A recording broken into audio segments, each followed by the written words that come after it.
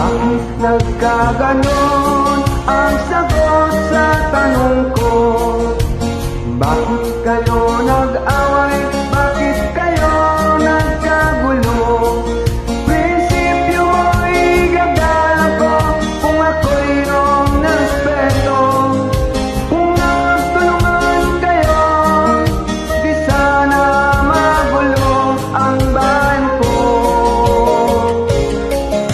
Sa bayan kong sinilangan, sa timog Cotabato, ako'y namulat sa napakalaking gulo.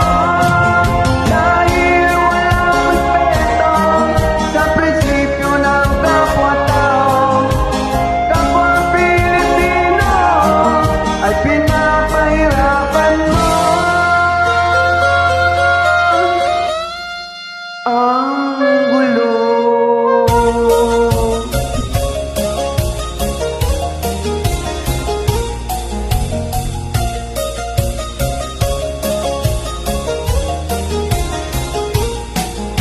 Ang nananawa